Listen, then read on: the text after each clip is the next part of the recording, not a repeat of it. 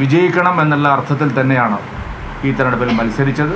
അതിൻ്റെ പ്രചാരണത്തിൻ്റെ എല്ലാ ഘട്ടങ്ങളിലും ആ നിലയിൽ തന്നെയാണ് NDA മുന്നോട്ട് പോയത്.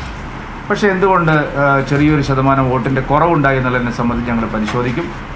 ഇത് എല്ലാ ഉപതെരഞ്ഞെടുപ്പുകളിലും സംഭവിക്കുന്ന ഒരു പ്രതിഭാസമാണ്. അതിവിടെ നടന്നിരിക്കുന്നത് അതിഭീകരമായിട്ടുള്ള വർഗീയ ശക്തികളുമായി കൂട്ടുചേർന്നുള്ള ഒരു തെരഞ്ഞെടുപ്പ് പ്രചാരണമാണ്.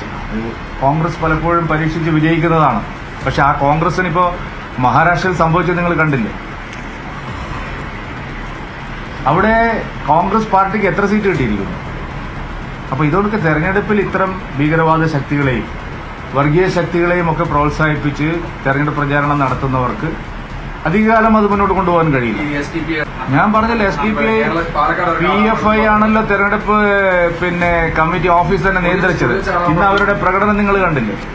ഇതെല്ലാം വളരെ വ്യക്തമാണ്. പക്ഷേ ഇത് ആദ്യം തന്നെ പ്രകടനം നടത്തിയ അവരാണല്ലോ. ഞങ്ങളുടെ ഓഫീസിലേക്ക് വന്നിട്ടില്ല. അത് ചിലപ്പോൾ വേറെ എന്തെങ്കിലും കാരണം കൊണ്ടായിരിക്കും. പക്ഷേ CPMന്റെ ഓഫീസിലേക്ക് പോയിരിക്കും. PFIനെ ഉപയോഗിച്ചാണ് VD സതീശൻ ഇവിടെ ഈ പ്രചാരണങ്ങളെല്ലാം നടത്തിയത്. പക്ഷെ അത് പാലക്കാടിനെ സംബന്ധിച്ചൊരു പോളറൈസേഷൻ ഉണ്ടാക്കാൻ അവർക്ക് സാധിച്ചു. LDF നടത്തിയ അതിനെതിരായിട്ട് നടത്തിയ ചില പ്രചാരണങ്ങൾ അത് തിരിച്ചടിയായോ എന്നുള്ള സംശയവും ഞങ്ങൾക്ക്.